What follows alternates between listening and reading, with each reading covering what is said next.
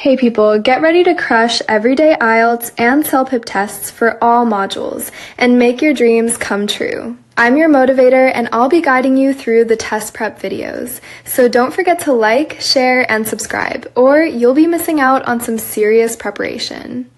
Part 1.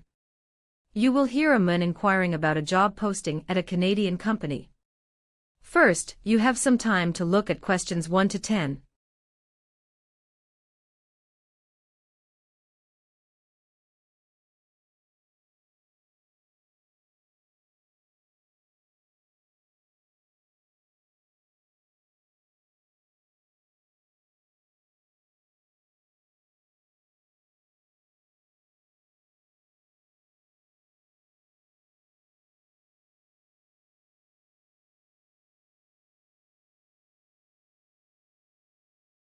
Now listen carefully and answer questions 1 to 10.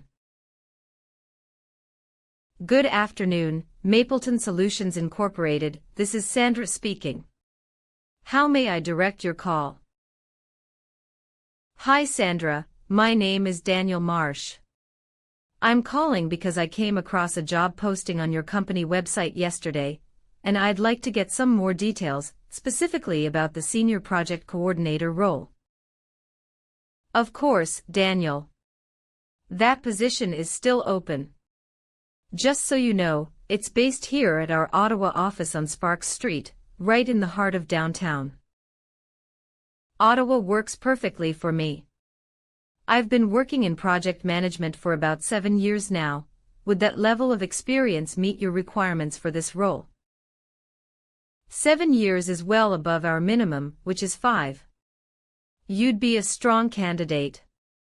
I should also let you know that the application deadline is July the 15th, so you'll want to have everything submitted before then. That gives me a couple of weeks, which is great. What exactly do I need to include in my application package? You'll need to send in a current resume along with a cover letter, and I want to emphasize the cover letter is mandatory, not optional. As for compensation, the salary range for this position is $75,000 to $90,000 per year, depending on experience. That's a fair range. One more thing, is there a specific subject line I should use when I email my application in? Yes, please write exactly, Senior Project Coordinator application.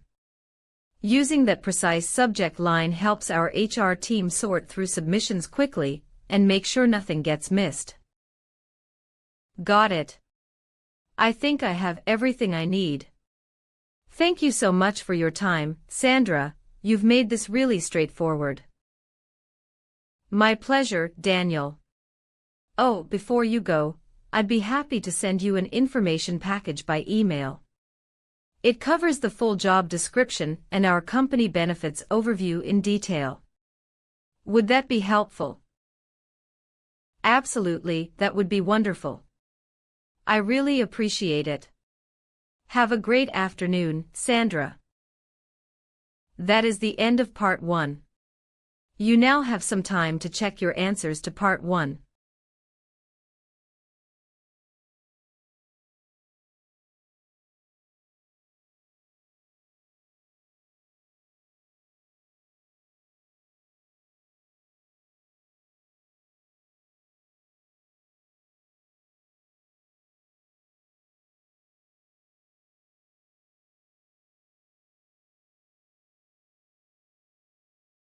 Part 2.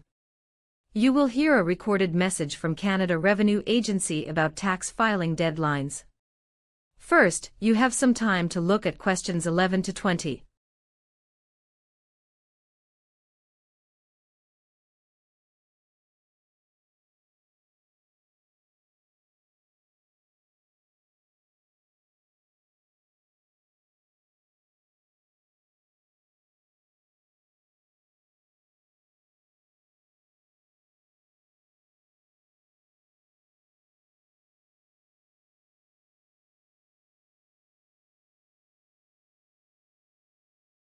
Now listen carefully and answer questions 11 to 20. Thank you for calling the Canada Revenue Agency.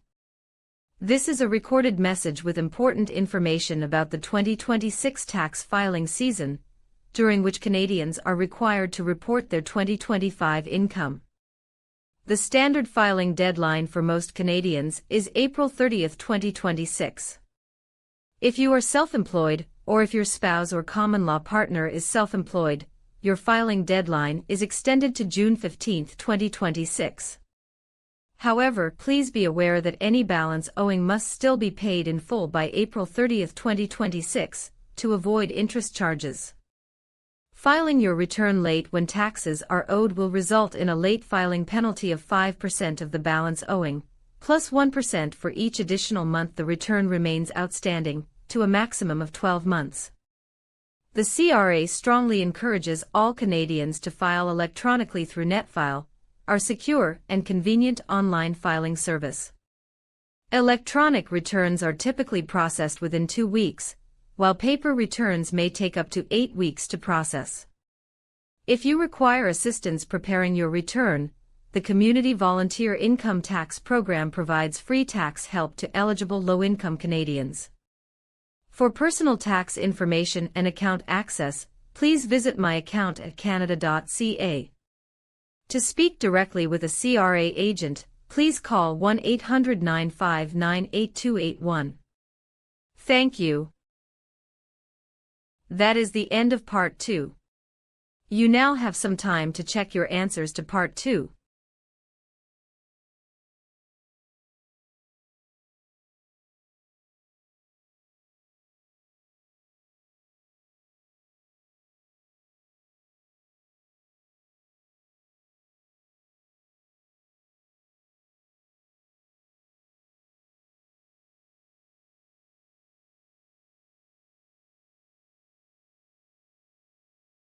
Part 3. You will hear 3 community members discussing a proposal for a new recreational facility. First, you have some time to look at questions 21 to 30.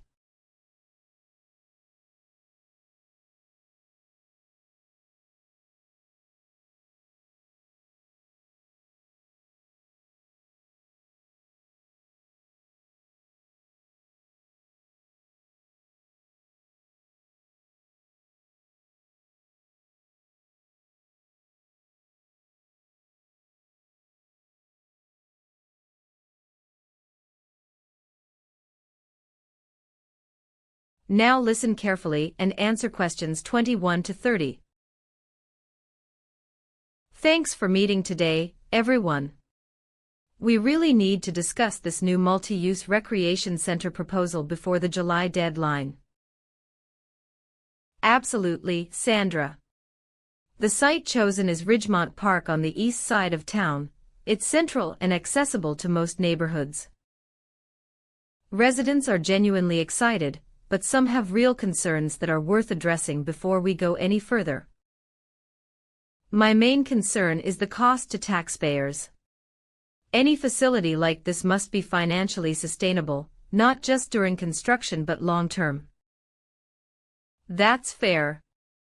The proposal includes an Olympic-sized pool, which is a big draw. It would attract competitive swim clubs and generate consistent revenue. Right, and the total estimated construction cost is $4.2 million. It sounds steep, but neighboring municipalities have managed similar budgets through grants. Priya, you mentioned a specific funding option at last week's meeting. Can you walk us through it? Yes, I strongly recommend we apply for the provincial grant through the Ontario Recreation Infrastructure Fund.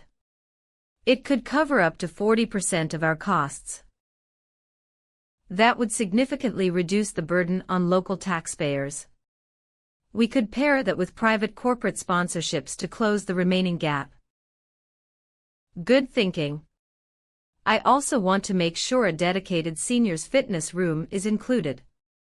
Older residents have been requesting accessible equipment for years now.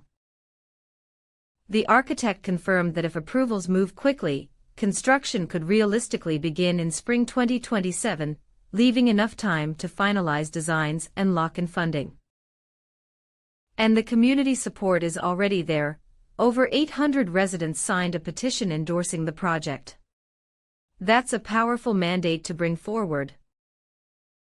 800 signatures is impressive. With that kind of backing, I feel more confident. What should our immediate next step be? We need to present this proposal formally to City Council, with a detailed cost breakdown and a clear funding plan laid out in full.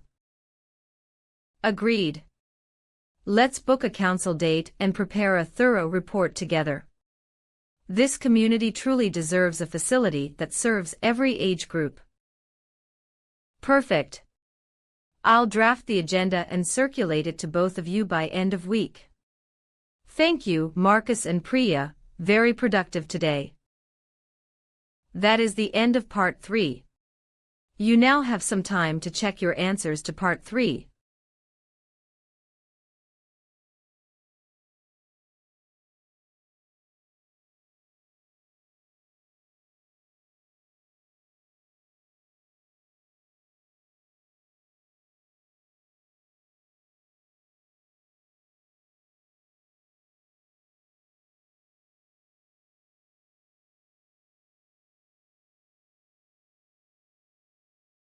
Part 4. You will hear a podcast exploring innovations in Canadian healthcare technology. First, you have some time to look at questions 31 to 40.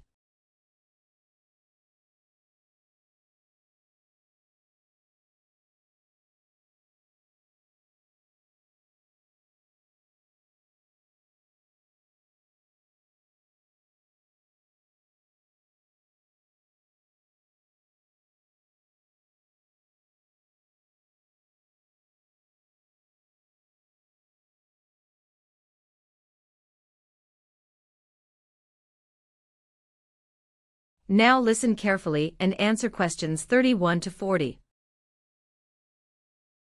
Welcome to Health Tech Canada. I'm Dr. Megan Tremblay. Today we're examining how artificial intelligence is reshaping diagnostic imaging across Canadian hospitals. Joining me is Dr. Raj Patel, a health informatics researcher at the University of Toronto. Dr. Patel, where are we seeing the most significant breakthroughs? Thanks, Megan. The clearest gains are in radiology, specifically, AI algorithms that detect lung nodules with roughly 92% accuracy, outperforming many human reads under time pressure.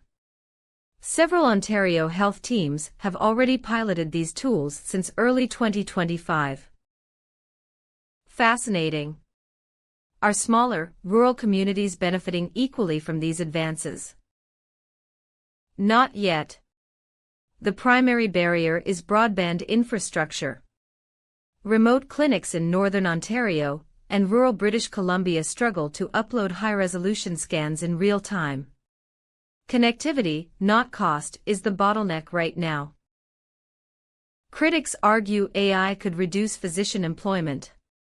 How do you respond to that concern? I firmly disagree. AI handles repetitive screening tasks, freeing radiologists to focus on complex, ambiguous cases. We're seeing a collaboration model, not replacement. Net physician hours actually increased at the pilot sites. What regulatory framework currently governs these AI deployments in Canada? Health Canada classifies diagnostic AI as a Class 3 medical device, requiring rigorous clinical trials before approval. This ensures patient safety while still encouraging responsible innovation within our publicly funded system. Finally, what single development excites you most heading into the rest of 2026? Federated learning, where AI models train across hospital networks without sharing raw patient data. It preserves privacy under PIPEDA while dramatically expanding training datasets, improving diagnostic accuracy nationwide. It's the breakthrough that makes truly pan-Canadian AI medicine possible. That is the end of Part 4. You now have some time to check your answers to Part 4.